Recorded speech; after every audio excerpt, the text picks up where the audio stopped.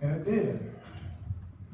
And so, while we've got this day ahead of us, and the grace that it surpasses all understanding, and that's what's going to be on Bobby's family.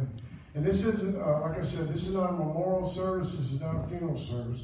This is really for those of us who are remaining. Because there's one thing I asked the Lord about. Why was death necessary? What's the plan for that? And He told me it brings your life into focus. Because suddenly you realize there is an end to this thing. Yeah. And it doesn't just keep going week after week. But there's a moment when everything that was important is suddenly not important at all. And so I want to just talk about a few things today. I want to encourage us today. I want y'all to pray for me. This is hard to do. Okay, next page. In Exodus chapter 7, verse number 10, it says, Moses and Aaron went into Pharaoh, and they did so just as the Lord commanded.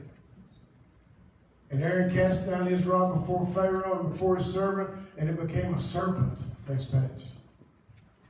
But Pharaoh called his wise men and sorcerers and the magicians of Egypt, and they also did in like manner with their enchantments. For every man threw down his rod, and they became serpents. And there's Moses and Aaron in that stunned moment. Well, here I've done exactly what God told me to do. And suddenly, it's not working the way I thought it should work. Yeah. Now, this is in my notes, but I'm going to tell you something, that Jesus had 12 guys following him. And at some points, he would feed 5,000 people with 2 loaves and 5 fish. He'd come over here and he'd spit in some guy's eyes and they'd be opened up and receive a sight. He walked up to a funeral, put his hands on the casket, and the boy got up and walked home with his mama. But one day he walked outside of Bethany and he saw a fig tree and he went over there and cursed it. And nothing visibly happened. But in the morning, Mark chapter, I had it in my head. It's in there. Mark chapter 11. They came back in the morning and the fig tree was dead from the roots up. Wow. And it was on this occasion that Jesus took time to teach his disciples about faith. He didn't teach them when he raised the dead. He didn't teach them when he opened the blind eye. He didn't teach them when he cast out devils. But when he prayed, when he said something to that fig tree, and nothing seemed to happen in the natural, he stopped and taught his disciples about faith. Because I'm going to tell you something, that's the world that we live in. If you're going to walk by faith, you're going to have to do things that don't look like they work. Yeah. And you do it anyway, because you're told to do it. You may never see this side of heaven, what the difference is, whether it mattered or not. But you've got to know that when you do what God tells you to do, something works every time. In these stunned moments, everything you thought you knew is on the table, being challenged. There's the temptation to panic, doubt, cut and run, and just sink into defeat. If you don't think for 1 second when you're in the middle of that situation and something falls on your shoulders to pray, the temptation to take all the responsibility for it is on me. I felt that all the time because I thought, I've got to perform. I've got to come up with some miracle here because after all, I'm the professional minister. I'm the pastor. And you know what? I told Bob this earlier. After Bob and Gail went home and Sharon and I were still there, I did everything I knew how to do 5 times. I even yelled at her and kicked her bed. I thought she might be putting on. Get up out of there. But you know what? Debbie is already gone. And she wasn't coming back for none of us. That's right. Would you? If I'm dead, don't you dare raise me from the dead. There'll be claw marks all down in heaven on the street when they're trying to hold on. Don't do that. That's where we're headed. That's what we want to be. Right? Am I with me this morning? It's where we must know that we know and be kingdom-minded. Everybody say kingdom-minded. Our eyes on the eternal and not just the temporary. Kingdom-minded all the time. What does the world try to do? Sink you back down into this realm where you're in the carnal, you're in the realm of the physical, and that's so important. But if we can elevate ourselves to the spiritual realm, I'm going to tell you some things today that I believe with all my heart. Next page. In Daniel chapter 3, see, by the way, Moses' snake swallowed up them. Woohoo! But in Daniel chapter 3, Shadrach, Meshach, and Abednego have been called in by King Nebuchadnezzar, and he's threatening them. And he's telling them, listen, if you don't bow down and worship my little statue out there, I'm going to throw you in the fiery furnace. And here's what their response was. Shadrach, Meshach, and Abednego said, if that is the case, our God whom we serve is able, everybody say able, to deliver us from the burning fire first. And here's what he said. This is the thing you got to keep. This is kingdom-minded. And he will deliver us from your hand. He may not get us out of the furnace, but I'm going to tell you something. You're not going to have any control or power over me. Let me just tell you that. I'm already delivered from your hand. It's like when Jesus said, don't you know that I can call down 20 legions of angels right now? Do you think I'm short-handed in this deal? They came to arrest him. 10,000 men came to arrest him. And they said, we see Jesus of Nazareth. He said, I am he. And they all fell out of the spirit. They had to kick him and wake him up for them to arrest him and take him off in handcuffs. They didn't overpower him. He gave himself into the deal. Y'all still with me? Yes, sir. He will deliver us from your power. Okay. Next page. Well, good. Woo! But if not, yes. But if he doesn't, oh well. Bring your little fire furnace home. Yes. You think that's going to scare me? You're doing me a favor. See, you got to get that in your head, that the only thing the devil can do to you is kill you. And if he's killing you, he's doing you a favor. That's right. Come on. I've heard it said like this, that angels are so baffled with us. Yeah. Because they don't understand why we hate death. Because death to us is birth to them. There's a celebration when somebody comes through. They're dancing around and singing, and they don't understand why we're holding our head down. Because you know what? Because we miss. Yes, I get it. I think about my dad every day. But you know what? I know where he's at. In fact, he kind of came to me in a vision, as he would do, and told me, don't worry about me.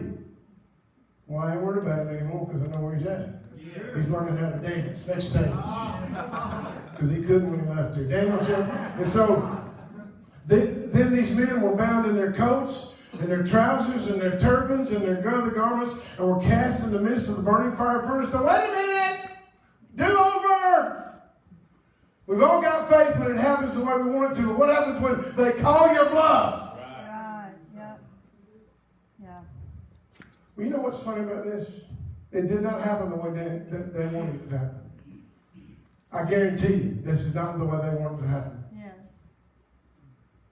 But you know what happened after this? The men that were carrying them into the fire furnace, Nebuchadnezzar got so ticked that he heated the fire furnace up 7 times hotter than it had ever been heated before, to such a degree that when the soldiers were trying to throw them in it killed the soldiers. Okay. And Nebuchadnezzar's trotting around up there thinking he's going to squelch this little rebellion. And he asked one of his guys to look over there and see if you see those 3 guys. He said, well, yeah, I see 3, but I see a 4th guy. And they're all up loose and walking around in there, and the image of the 4th is like the Son of God. See, if you'll do what God tells you to do, and maybe it ain't working out the way you want it to, that's when the 4th man's going to show up. What was at stake? A nation. When they got out of the fire, and they didn't even smell like they'd been at the 7-Eleven. God, I can't stand it, boy. It's like, come on, man. It's just somebody you can put a tube and blow it outside.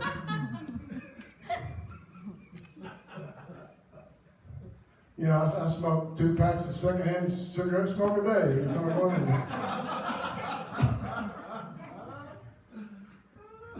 They didn't smell like smoke. And Nebuchadnezzar said this: the God of Shadrach, Meshach, and Abednego is God.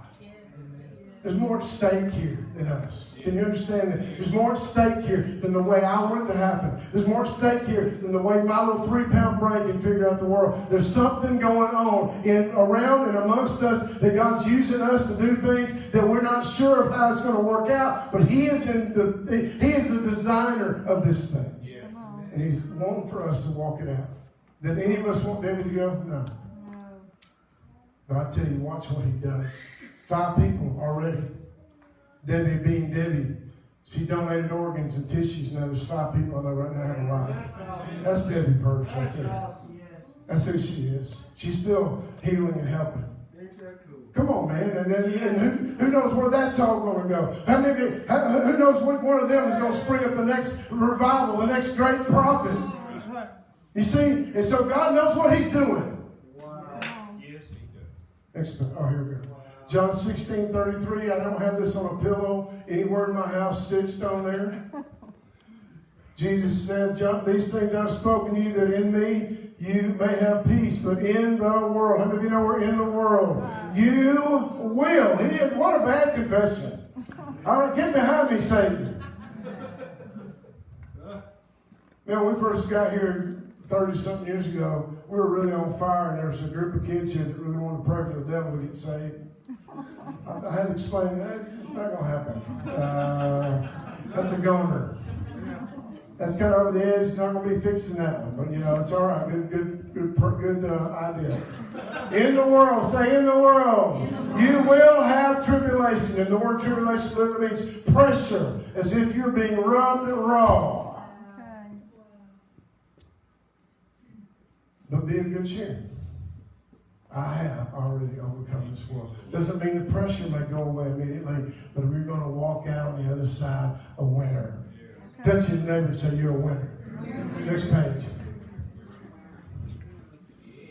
It is easy to say we believe God when we always get our way. Faith is believing God when there's no visible evidence to support our claim. Calling things that do not exist as though they did. What this world is desperate to see is someone who believes even when they cannot see, who will hang on even through the fire. How will they ever trust Him if we don't? Right. That's what they're looking for. Yes. Come on. They're looking for somebody to walk this thing. I'll never forget one of the guys that lived across the hall from me when I was in Alabama. Hang on just a second. He was a Christian. Played right guard for Alabama. Big old guy. He'd been dating the same girl since he was 12. They'd already bought a house. They weren't even engaged yet, but they bought a house because they was fixing to get engaged. It was just one of his plans was going to walk itself right out. And she broke up with him sophomore year. Man, that guy came apart. But you know what? I saw him pick himself up, wipe those tears away, and he still served God. And I'll tell you something, that made an impact on my life. Because if there's ever an occasion to just, hey, screw it, I'm just going to go get drunk and go get high or go find me some loose woman and revenge it with that. But he didn't do that. Because even though life knocked him flat on his butt, he got up and he got back on the path serving that same Jesus that brought him this far. Amen. Next page. Here's the thing. When life asks questions that have no answers, you got to change the questions. What Satan wants to do is fill your head with things you cannot answer. It's like, I'm going to show you a move. If somebody asks you a question like, can God make a rock big enough he can't pick it up? Check your watch like that and say, excuse me, oh, I'm so sorry. Ain't you in the face? You didn't get that on there, did you? Okay. Don't waste time with questions that have no answer. Why did this happen? I don't know. Don't waste any time there. Find a question you do know the answer to. I'm going to tell you something right here. All right. Come on. What I know. This is what I know. I don't know if you know, but I know this in Psalm 106 says, praise the Lord. Oh, give thanks to the Lord, for He is good, and His mercies endure forever. I know one thing, that God is good, and His mercy endures forever. That is in there 32 times in the Bible. Okay. All right. Next page. I know this, that the Lord is on my side, and I will not fear what can man do to me. Right. What can man do to me? If he takes my life, boom, I'm in heaven. What you got? Is that it? Is that all you got? Next. What then shall we say to these things? If God's for us, who can be against us? I just want you to show you that carried over into the New Testament. Next page. 2 Timothy 1:12 says, for this reason I also, get this, suffer these things. One of the lost arts in the church is we can't hardly take the heat anymore. We can't suffer through anything. We can't wait. We can't fast. We can't pray. We can't pray real fast. If anything's uncomfortable, we got to move on to the next thing. It's too loud. It's too soft. It's too hot. It's too cold. They didn't speak to me. Well, bless your little heart. Come on. Maybe they don't want to speak to you. You come in here with your daggers sticking out. Nobody want to talk to you. You look like a serial killer. Be nice. Smile. Somebody might want to say something to you. If a dog is growling at me, showing his teeth, I'm not going to try to pet him. Well, this is just for Deb's benefit. So Deb sat right here, and she's only got my jokes ever. She got every movie and TV reference because we're about the same age. I'm thinking, Deb, God. So I'm about to teach Bob. Okay. I have to suffer these things.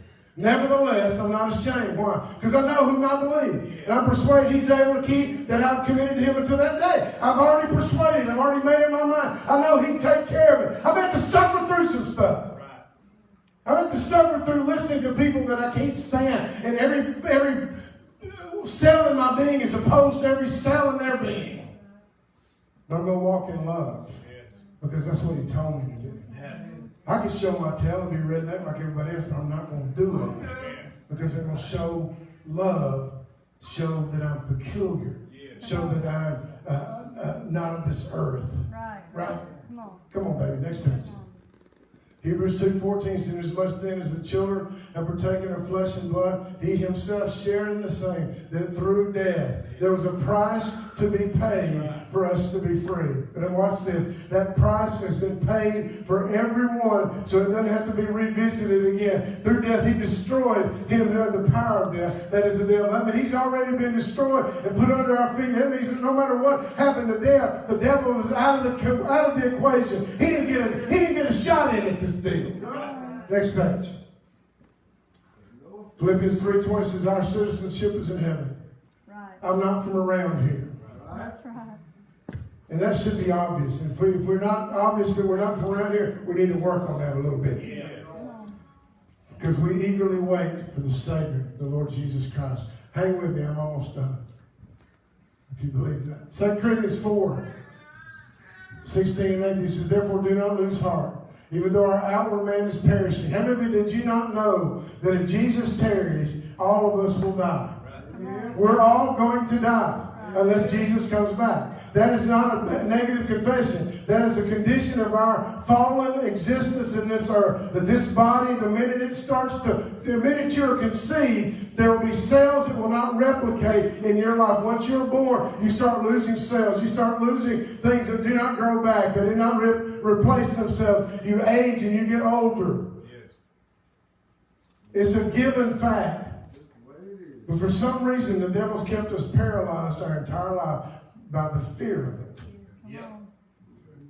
And see, I never was afraid of dying. It was just that getting dead part I didn't like so much.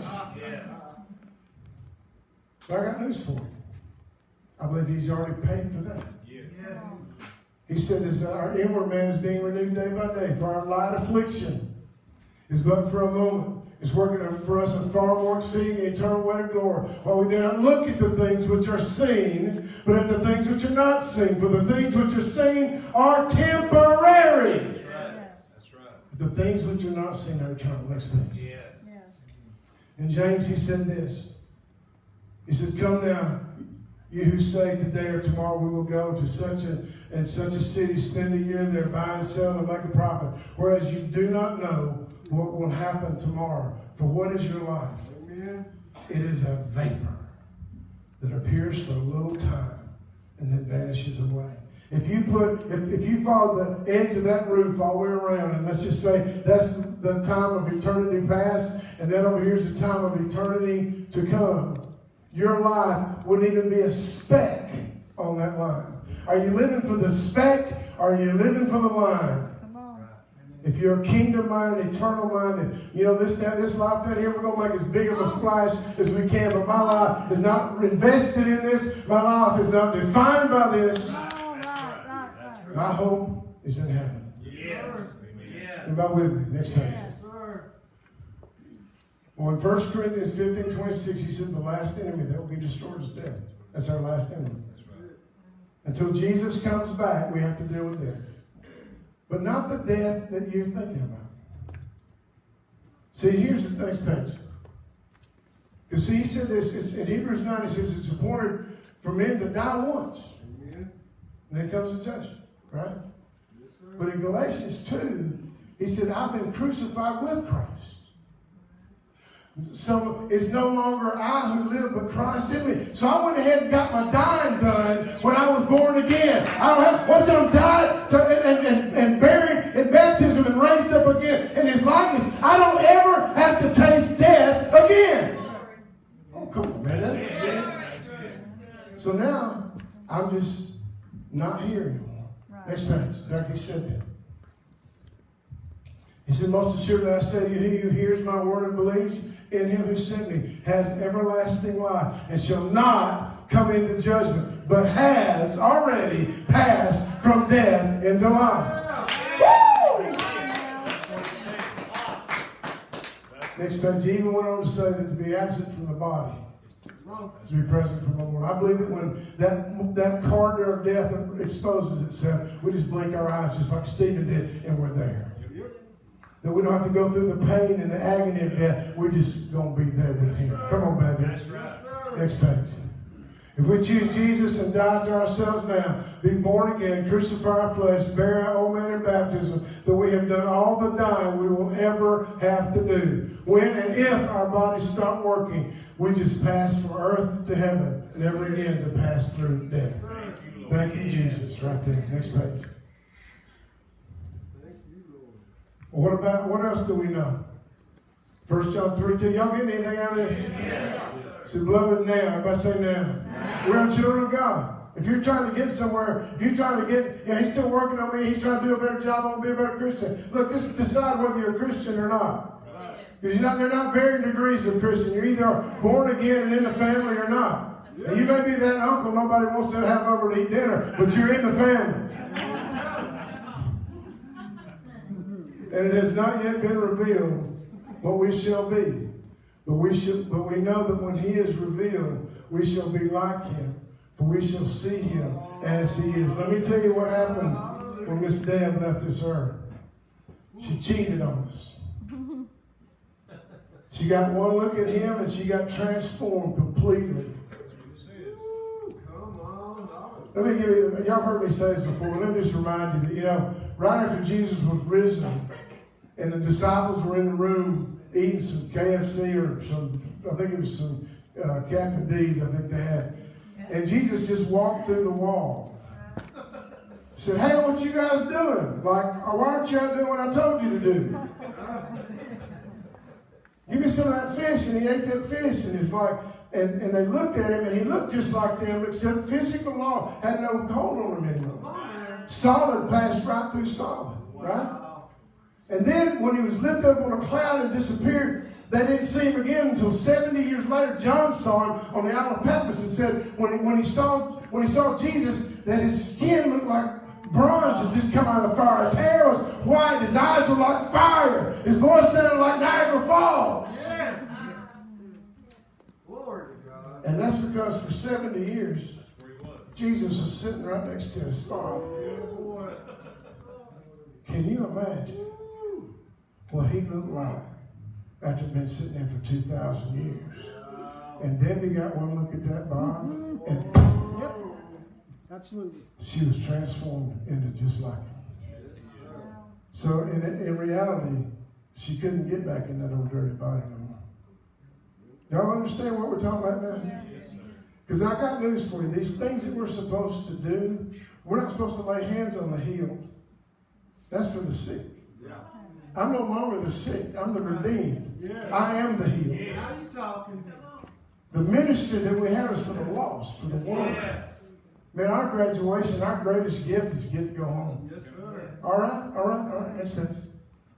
That's reality. Well, this is what David said. When the child that he had fathered with Bathsheba died, everybody was tiptoeing into town. Soldiers were coming into town, tiptoeing. And David said this, and I turned this around, it says it backwards in it, but he said, he'll not return to me. but I can go to Him. Yep. And here's what I want to say to some of you. You know, you have a chance when some of these things happen in our life. You either can get bitter or you can get better. And here's the deal. If you give up on God, you've just given up on the only thing that guarantees you the right to seek Him again. If you turn off the only hope you've got, then you're on your own. But you know what? David said, you know, I don't know why this happened. I don't know why the child died. He can't come back to me, but I know I can go to Him. Yeah. So let's just go to them. Okay? All right? Next page. 2 Peter 3. Well, I'm doing a lot of scripture today. I guess I felt like I needed it, huh?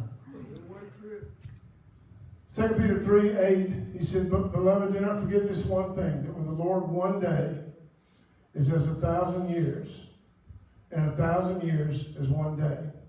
That the Lord is not slack concerning His promises, some count slackness, but is long-suffering toward us, not willing that any should perish, that all come to repentance. But the day of the Lord comes as a thief in the night, in which the heavens will pass away with a great noise, and the elements will melt with fervent heat. Both the earth and the works that are in it will be burned up. So everything you're building on this earth that you're so proud of, I got news for you. Every bit of it's going to be burned up. Yep. That yard, we had a neighbor one time up here, not listening, but he got some new sod in on his yard. And at 11:30 at night, that guy was out there with a flashlight and tweezers, I'm not kidding, pulling the stuff that wasn't of the sod all night long in his yard. And I'm thinking, let me have that. I can burn that up in a week. I can make that die. I can overwater it. I know how to kill green living things. And I'm thinking the time he put into that stuff's going to burn up so fast. Those trophies on the shelf, those things that we build and are so proud of, and we've invested our lives and our livelihood and all of our finances into, those things we're not going to make it through. Right. What we should be investing in is people. Come on. Yeah. Showing them a kingdom-minded person that can walk right through trials, right through tribulation, and be different than everybody else. Yes. Next page. Hang on, I'm going to share this and I'll come back, okay? Well, I was telling this to Bob, and I've done the math. If a day is like 1,000 years, and 1,000 years is like a day, then here's what happens.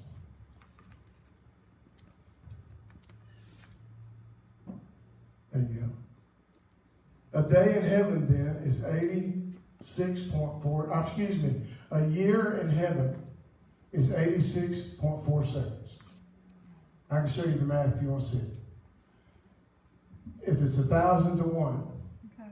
then while we're spending a year down here, 86 seconds pass in heaven. So if we're down here 20 more years, Bob, you will miss approximately 30 minutes with them. Wow. Come on. Wow. Basically, an episode of Jeopardy. She's going to land, and then you will hit right behind her. And it's like, so whatever we're missing her, we're not going to miss her when we get there. You understand what I'm saying? God's got it covered. He's got it figured out. Yeah. Ain't that something? That's right, ain't it? That's something. That means that all that sorrow and all that worry and all that agony you put yourself through. We've got neighbors that lost small children. They're not going to miss anything. They don't miss a thing. God just gets them right back where they were. Yeah. The devil's the one bringing all that agony in. And if we know something that's greater than all of this we're seeing, if we've got a kingdom mind that can see not the temporary but the eternal and keep our mind fed with that, then we don't get sorrow for ourselves. We don't bring ourselves down to defeat. Come on. We live in victory. Come on. That's good. Go back to that other scripture and I'll close. Man, that's good. Thank you, Lord. Well, if we know this is coming, we wouldn't do the last. If you don't mind. I'm just going to ask you a question. I don't know if this is... I was talking to Kent, and when it hits, when these things happen close to home, it should wake us up a little bit. It should make us reevaluate. It should make us Right. think about what's really important. Yeah. I remember when Taylor was in the hospital, I found everybody that I thought I was mad at, or was mad at me, and I called them. Because I didn't want anything to hinder. Yeah. I didn't want my unforgiveness. Right. Didn't do it. Why? Because holding a grudge wasn't that big of a deal anymore. Wasn't that important being right anymore. Come on. And here's what he said. If they're going to come like a thief in the night, the heavens will pass away, and all the earth and the works in it will be burned up. And since all these things will be dissolved, here's the question. What manner of person ought we to be in holy conduct and godliness? Right. This isn't popular anymore to talk about. If you're not handing out candy, you can't get people to sit still. But I'm telling you, I don't believe that in this bunch right here. I believe that this bunch has a deeper walk with God. I believe that you understand that He expects some things from us. Because these people can't see the God that we claim. Right. Except through us as we act like Him. Come on. Walk like Him and talk like Him. Debbie did that. Yeah. Yeah. Yes, she did. Yeah. She finished her course. She was She's about 30 minutes ahead of us. Come on. She's probably getting some tables set for everybody. Yes. I never forget when Debbie called me. I didn't know her from anything. And she wanted me to come preach at this particular church that didn't do anything like I do it. I mean, nothing. And I thought, I don't know if that's going to work, but I thought, well, why not? So I went in there and preached a sermon. I'll never forget it. With the real Jesus stand up. And everybody was looking at me like a bullfrog in a hailstorm. And I thought, well, that should end that desire. Next Sunday, they're here. And they never left. How many years, Bob? 20? It was 96, 97, late 96, early 97. Oh my gosh. I don't even think I Do the can do math. it now. 97, that's 23 years. Wow, Bob. That's an honor. So here's what I want you to do. We're going to take communion. It's the greatest place to start over there is. And I'm just saying to you, this is the wake-up call I'm trying to get. If we've been fudging the line and we've been just acting poorly and not living according to anything that would give honor to God, then it's time for us to quit thinking about the temporary stuff and realize I've got a job to do. My job is to be a beacon, a shining light, a city set on a hill that cannot be hidden. It's my job to quit making excuses for sin and low living and begin to live out my calling and my election and let God use me to fulfill His purpose. Yeah. And today's the day in honor of Debbie. Let this be a day where you go, you know what, in remembrance of her, the life she lived and the love she left us with, I'm going to pledge my heart to you, Jesus, to follow in your footsteps. Now we're going to bring up here and we'll just, everybody come get it. We'll take it at the same time.